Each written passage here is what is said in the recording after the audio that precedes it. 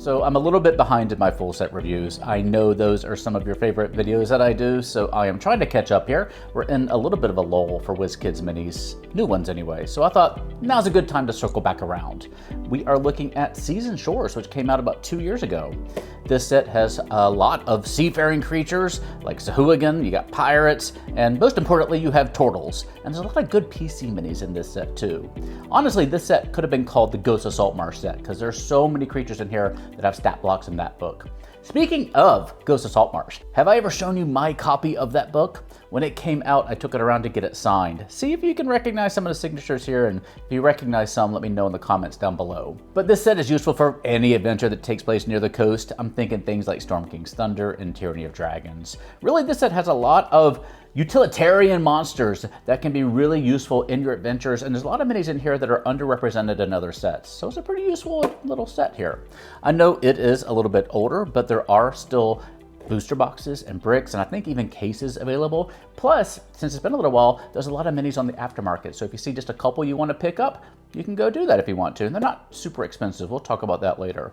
So with thanks to WizKids for sending us this set to review a good while ago, let's go ahead and take a look at Seas and Shores.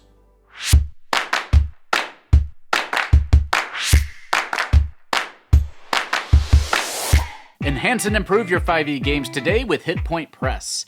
Explore the whimsical dark carnival setting of Hecna. Will you see through the glitzy charade or fall prey to Hecna's everlasting torment?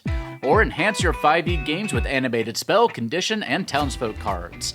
Add a slew of creative and gorgeously illustrated magical items with the Griffin Saddlebag. And face down more than 30 innovative 5e villains with their big book of big bads. Learn more today at Hit Point Press by using our link in the corner or down below. Ahoy, me hearties! What a better introduction to the briny deep than a pirate. And an elf pirate at that, from the Mirror Universe, where all elves have goatees and enough people watched Our Flag Means Death that it got a third season. Of course, all these stat blocks are based on the 2014 era books. The Old Player's Handbook comes with a pirate background, but it's gone from the new version, though there is a sailor one available. Otherwise, Ghost of Saltmarsh has 2 sea-based pirate stat blocks, and there are some Spelljammer ones as well, and the new Monster Manual also has some. I'll be referencing the 2024 stat blocks in the sidebar where I can. Next up, we have a hunky Sea Elf Druid. You think Heated Rivalry would have been more or less popular if the guys had been blue. Explorer's Guide to Wild Mount introduced Sea Elves as a playable elf subrace for 5e, though the most updated version is in Mordenkainen's Tome of Foes, and their entry there contains the art that this mini was based on. However, there is a CR 1/8 Sea Elf in Storm King's Thunder, and a CR 1/2 Sea Elf Scout in Dragonlance Shadow of the Dragon Queen, though neither are druids or wield staves. Here we have one of my favorite minis of the set. Locathahs are fish folk introduced in 5e and Ghost of Saltmarsh, where they have a CR 1/2 stat block. I just think they're adorable, really. Unlike the Kuatoa, they're friendly and not randomly murdery. Like Aquaman and Tom Daly, they can't be out of water for more than 4 hours or they will start suffocating. There is an official Wizards of the Coast charity product supporting Extra Life on DM's Guild called Locathah Rising, which makes them a playable race. But they weren't canonized, so to speak, until Mordenkainen's Tome of Foes, which updated and republished most of the race options released after the Player's Handbook. I am always going to celebrate a Tortle mini, and this one's just fine. Maybe a Tortle bard rocking out on a banjo would have been more fun, but I'll take what I can get. There is an evil spellcaster, Tortle, from the Joe Manganiello Descent into Avernus set. Tortles were introduced in the Tortle Package as a playable race with a CR 1/4 stat block. The Tortle Package was another Wizards of the Coast Extra Life charity product on dmsguild.com, but they're also included in Mordenkainen's Tome of Foes. The Amphisbaena is a creature from Greek mythology that is basically a snake with the head at both ends of its body, which seems like a bit of a problem biologically speaking, but we're not going to think too much about that. It can, of course, bite twice on its turn. As befits its aquatic and Greek origins, there are 2 almost but not quite identical CR 1/2 stat blocks for the Amphisbaena, one in Ghost of Saltmarsh and one in the Mythic Odysseys of Theros. But since we didn't get a mini for that in the Theros set, this is actually our first Icons of the Realms version, though Pathfinder Battles released one in Maze of Death. While WizKids has released a Sahuagin warband, it's always nice to get some diversity in the sculpts for common foes. Sahuagins are known as the Devils of the Deep and worship an evil shark god, whose mini is the premium two-headed shark that comes with this set. See the eye in the corner of the screen for that review from a couple of years ago. They live in the deep ocean but can come on land for up to 4 hours at a time to murder and pillage and go to the Olive Garden. They have a CR1/2 stat block in the basic rules. The new monster manual has 3 Sahuagin stat blocks, including the updated CR1/2 Sahuagin warrior. The giant crab is a CR1/8 beast in the basic rules and in the new monster manual, and exactly what it sounds and looks like. These big crabs scuttle around in the sea or on the shore and attack with their claws. They also like to host big dance parties on the beach. Their mortal enemy is a type of ooze known as the melting butter cube. If you want a fancy, sparkly giant crab, you can also pick up the Emissary of Thassa, an uncommon rarity mini in the Mythic Odysseys of Theros set. Merfolk are another common aquatic race that have the upper body of a human and the lower body of a fish. They're different from Sahuagin in that they can survive on land or in the water and are generally more peaceable and cooperative with land-based communities. Also, Sahuagin have legs. There's a CR1/8 Merfolk stat block in the basic rules, and they appear quite a bit in the Ghost of Saltmarsh. There was previously a much less detailed mini in the Monster Menagerie. The Reef Shark is another beast in the basic rules and the 2024 Monster Manual. It has a CR of 1/2 and has pack tactics. This could also double for the medium-sized Shell Shark stat block from the Ghost of Saltmarsh. The basic rules also has a large Hunter Shark and a huge Giant Shark, but this is the only Shark mini in the Season Shore set. There is an interesting deep-cut, unpainted shark pack that features just a fin cutting through the water and a shark jumping out of the water if you're looking for an alternative for this model. Sea Spawn may look like Sahuagin, but they're not the same at all. Sea Spawn start as landlubbers and are transformed into these amphibious monstrosities through curses or striking a deal with some sort of aquatic power. Now, they can't stay out of the water for more than a day without suffocating, and coral and barnacles grow on them like they're extras in the Pirates of the Caribbean. Depending on how their body transforms into an aquatic being, they may grow a powerful bite, a venomous quill attack, or a tentacle that can grapple foes. They have a CR1 stat block in Volo's Guide to Monsters or Monsters of the Multiverse. This Druid figure works well for any generic human caster. Unlike a lot of other Druid figures, there's no clear indicator of the class, like an abundance of vines or leaves or an animal companion, like a hawk. So it could be any character that uses a staff. The purple outfit is a nice color if you want a mini that stands out on the table, like I do. It's a great mini for a PC or a recurring NPC. This is our second and final Locathah mini in the set, along with the number 3 common. The Locathah Hunter is a distinct CR2 stat block in the Ghost of Saltmarsh, with an envenomed crossbow in the stat block, which you can see the figure carrying. While I don't know if I'd consider 2 unique figures enough to constitute a warband, the fact that both Locathah minis are commons means you could potentially get quite a few of them to form a roving band. School? Pod? I don't know what you call it. Despite the name, Sword Wraith warriors are much less scary than wraiths. They are soldiers who rise from the dead after falling on battlefields. Despite their ghostly appearance, they are not incorporeal and have no life-draining abilities, instead attacking with a battle axe and a longbow. They are CR3 creatures first published in Mordenkainen's Tome of Foes and republished in Monsters of the Multiverse. On to our uncommons now with this number 14 Water Elemental Myrmidon, and boy, I'm kind of happy to see some new Myrmidons. We last had an Air and Water Myrmidon in the Rage of Demons booster set, which is very old now, hard to find, and they're not really all that good looking, at least compared to our newer minis. Myrmidons are elementals summoned by spellcasters and bound to armor to serve them, and the mix of transparent water and metallic armor really makes this figure pop, I think. This is a CR7 elemental, first printed in Princess of the Apocalypse, and updated in Monsters of the Multiverse. Quippers are basically piranhas, which work well because piranhas are not actually as bloodthirsty or dangerous as portrayed in the media. Yeah, your childhood was a lie. Don't get me started on quicksand.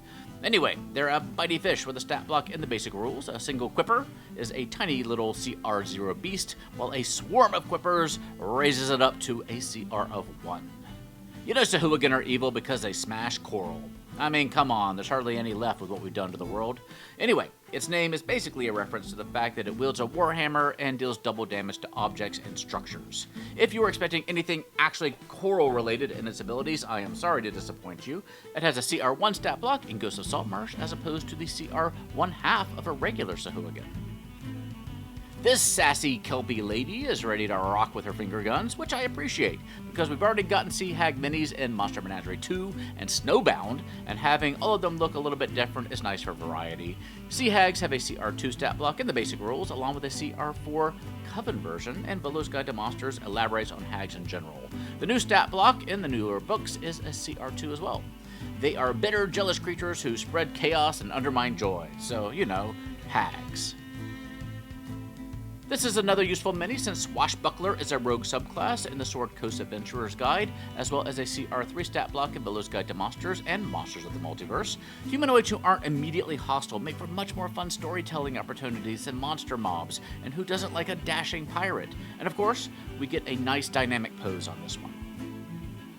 I love these more detailed creature minis with impressive armor and weapons, and frankly, I'm surprised Merfolk haven't been made a playable race yet, considering they are amphibious and mobility aids for boosting their speed on land exist.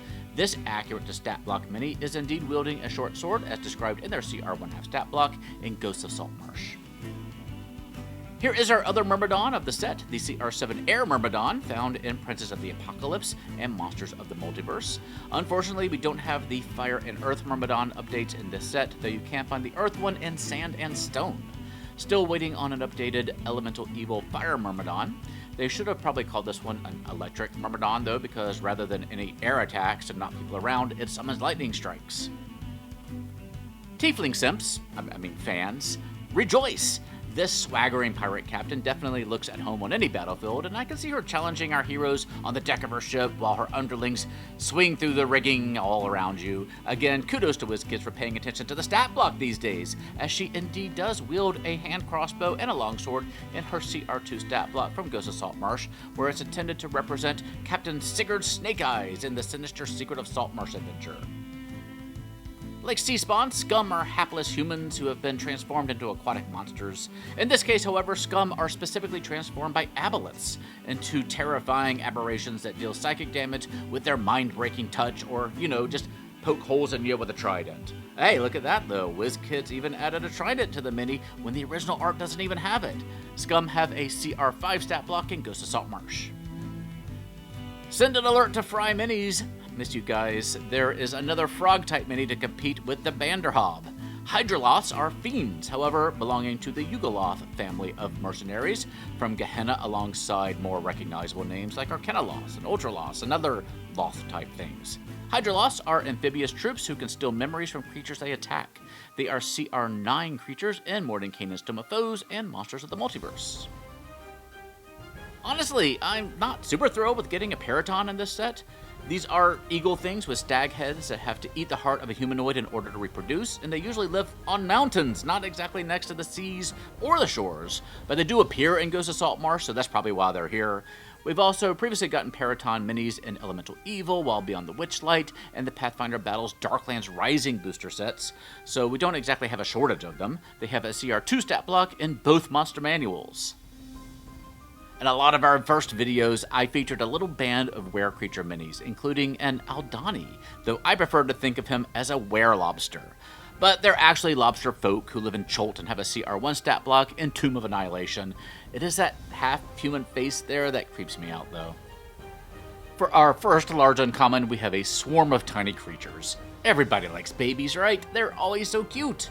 Well, this swarm is much scarier than the Quipper Swarm we got earlier, with more bitey bites. They have a CR3 stat block in the Ghosts of Saltmarsh and feature in the Final Enemy adventure, where they eat anything they encounter, including other Sahuagin and each other, and even reluctantly at the Olive Garden, until only the strongest remain to grow up. Not so cute now, are they? There's a whole section of animals in the monster manual so that you never have a shortage of things to kill you in the wilderness. The Giant Octopus is part of that section with a challenge rating of 1. In the old rules, you could summon one with a Conjure Fey or Conjure Animal spell, but they took our fun away in the new version where you just summon, quote, nature spirits that all do the same thing. Less fiddly, but also less fun. You're in danger, Bookbeak! The Hippogriff is a magical monstrosity with the front half of an eagle and the back half of a horse, and no part that's a hippo, so it really should have been called a horgle or an egorse, though now I understand why they didn't do that. They have a CR1 stat block in the basic rules and are popular as flying mounts, though a Waterdeep's famous flying cavalry uses griffins instead of hippogriffs. In a pinch, you can also feed hippogriffs to dragons, griffins, and wyverns, which find them quite tasty and better that they eat the bird than you. Quick, before the sidebar shows up, take a guess what classification crabfolk fall into. It's not humanoid. No, it's giant. Crabfolk are classified as giants because they are descendants of ogres who got transformed by a green hag into giant crabfolk minions. They have some relatively extensive 5e lore in Mordenkainen's Fiendish Folio Volume 1. The Giant Sea Eel is not one of the big beasts from the Monster Manual, but another stat block from the Ghosts of Saltmarsh. They really could have just called this the Ghosts of Saltmarsh mini-set, and I wonder if that would have sold better. You could also use this mini for the more powerful CR2 White Moray Eel in the same book, or even the more powerful Giant Lightning Eel from Tales from the Yawning Portal. The Giant Lizard is from the Monster Manual, and beyond their obvious uses in habitats where you'd normally find lizards, the giant lizards are often used in place of horses for riding or hauling cargo underground, serving drow, Duragar, and other Underdark races, so it could be fun if your party encounters an underground caravan. The Plesiosaurus is an aquatic dinosaur that is what some believe the Loch Ness Monster to be, though in actuality, the Loch Ness Monster was originally based on Dory from Mario 64. Don't say I never taught you nothing. The Plesiosaurus has a CR2 stat block in the basic rules and the new Monster Manual, with its only action being a bite. If you end up with too many of the uncommons here, you can kit bash two of them together for a two-headed Plesiosaurus, which has a CR4 stat block in the Tortle package, where amazingly, it can make 2 bite attacks per turn. Wastriliths are aquatic demons from Mordenkainen's Tome of Foes and updated in Monsters of the Multiverse. It corrupts water, which is a polite way of saying that it poops in pools, and can use the water to impede or pull foes, giving it a challenge rating of 13. It will never stop looking like the offspring of a hook horror and a mermaid to me, though. You know, we don't really have a lot of official monsters in D&D that are just straight up dumb puns. And puns don't come much dumber than the sea lion here. It has a CR5 stat block in both Tales from the Yawning Portal and Ghosts of Saltmarsh. In those books, it can be found respectively in the White Plume Mountain Adventure, which is one I really like, and the Final Enemy. And now we are on to our rares. If you're thinking what I'm thinking, yes, this fella does turn into a bear. Well, he turns from one kind of bear into another, I suppose. He's an Archdruid, or Archdruid if you want to argue with me. Another one of those powerful NPC stat blocks I'm quite fond of that were in Volo's Guide to Monsters, but it wasn't until Monsters of the Multiverse came out that the stat block got the art that this mini is based on. Archdruids have a CR12 stat block, making them an excellent big bad or rival, or maybe even a quest giver. Abishai are devils who serve Tiamat, and they come in the 5 chromatic dragon colors, with blue ones typically having been wizards or powerful 13th level spellcasters during their mortal life. They can teleport, attack with lightning, and cast spells like Charm Person, Dispel Magic, and Wall of Force. We previously got a Blue Abishai mini in the Volos and Mordenkainen's Foes set, also as a rare, and the Blue Abishai is a CR17 stat block in Mordenkainen's Tome of Foes and Monsters of the Multiverse. The Kraken Priest is kind of a legend around these parts. We first got a Kraken Priest in Monster Menagerie 3, where it was mislabeled as a Tridrone, and to make up for it, we are getting a bunch more now. We are now getting our first properly labeled Kraken Priest, while Fangs and Talons, remember that set, we were the ones who announced it, gave us our first proper Tridrone. As you might expect, Kraken Priests are powerful spellcasters who worship Krakens and help them spread their influence. They have a CR5 stat block, printed in Volo's Guide to Monsters and Monsters of the Multiverse. Rounding out our mini Sahuagin warband in this booster set is the Sahuagin Priestess. They have the ability to control sharks and worship the shark god Sekala, whose avatar, the Maw of Sekala, is the premium figure for this set, sold separately with a review up there in the eye in the corner of the screen over there. The art for this mini comes from Chapter 6, The Final Enemy in Ghosts of Saltmarsh, where 3 priestesses are sacrificing Sahuagin hatchlings to Sekala, depicted here in her hand. They're now, I guess, gender-bent, as the new Monster Manual has renamed them Sahuagin Priests with a slightly simplified stat block. Arakocra are a playable race of humanoid birds introduced in the Elemental Evil's Player Companion and updated in Monsters of the Multiverse. This is a nicely detailed mini that could serve as a player character mini or as an enemy, with a standard Arakocra skirmisher having a CR1 quarter stat block in the Monster Manual, wielding a wind javelin. Along with the regular Tortle came the CR2 Tortle Druid stat block in Mordenkainen's Tome of Foes and Monsters of the Multiverse, with similar attacks but also spellcasting. Not really sure what this spell is, maybe just Druidcraft? Tortles are also playable, with the latest printing of the race coming in Monsters of the Multiverse, so this could serve as a mini for a spellcasting player character as well. While shamans typically lead lizardfolk society, a lizard king or queen might arise who is essentially an evil avatar of the demon lord Sessanek. They are large and aggressive, overthrowing the shamans and uniting tribes to turn them into bloodthirsty conquerors. Since lizard folks don't have a notable gender-distinguishing physical characteristic, you could use this regal figure for either. In fact, this stat block is now just called a lizard folk sovereign to keep things simple. Spectators are contract security beholders. Spellcasters can summon them to defend a location or a treasure for 101 years, with one memorably defending the Forge of Spells and the Lost Mine of Phandelver, one of my favorites. The ritual to summon them uses 4 beholder eye stalks, which may be why these guys only have 4 eye stalks themselves. We always talk about having more player character options represented in many forms, so this wizard being a gnome is a welcome addition. There is no specific pirate wizard stat block, but there is a pirate deck wizard named Punketa in the Ghost of Saltmarsh, which is presumably what this mini is referencing, though Punketa's race is not defined in that adventure. The deck wizard in Ghost of Saltmarsh has a CR1 stat block, but no fire-based spells, unlike the ball of fire this mini is holding. In fact, we could have just called this a Hadouken wizard. Marids are water genies mostly found in the elemental plane of water, and not just your average lake. We previously got an uncommon version based more closely on the art and fangs and talons, but this one comes with this extra splashy water and the trident in its stat block, so definitely a cool pull if you get it, though the dramatic interest here would have been a little bit more impactful if the trident wasn't so droopy. They are CR11 stat blocks in the Monster Manual and appear in various adventures like Dungeon of the Mad Mage, Ghost of Saltmarsh, and Dragonlance, Shadow of the Dragon Queen. Kinda surprised it's not just a horse with fins here, but no, this is one of our rare modular minis, with the next mini in the set, the Sea Elf. The giant seahorse here should always share a booster box with the rare number 46 Sea Elf, because the saddle on its back can be replaced to have the Sea Elf riding on top of the seahorse. Anyway, the giant seahorse is a large CR1/2 beast from the basic rules, which does make it about as sturdy as a warhorse.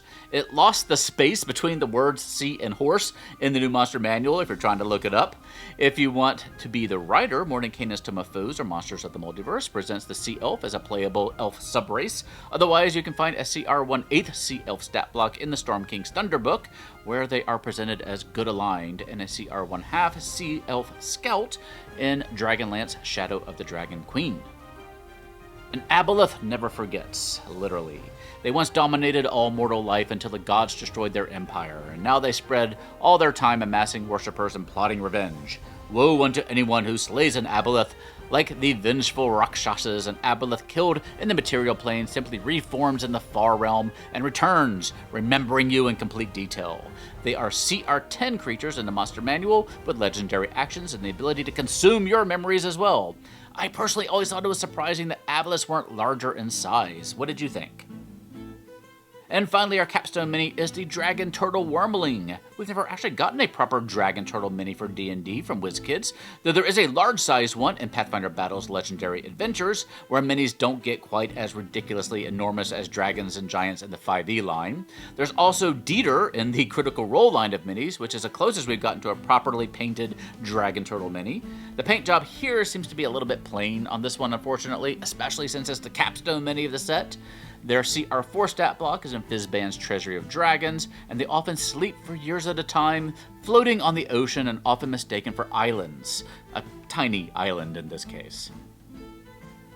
So this set isn't flashy. I don't know if there's any single mini that's going to blow your socks off, but it's really solid for what it is. If your campaign spends any amount of time out on the water, especially if you're playing Ghost of Saltmarsh, pretty much all the minis in the set are going to suit you pretty well. Sahuagin, Skum, various sea monsters, the Aboleth, there's a ton here to keep your party engaged. But some of my favorites are the PC minis. I love a non-standard player character, and here we have a fireball-slinging halfling, a spell-casting Tortle, a nicely painted Arakocra, a hunky druid, and a couple of Swashbuckler pirate types, including one that's a tiefling, and a sea elf with a giant seahorse mount built in.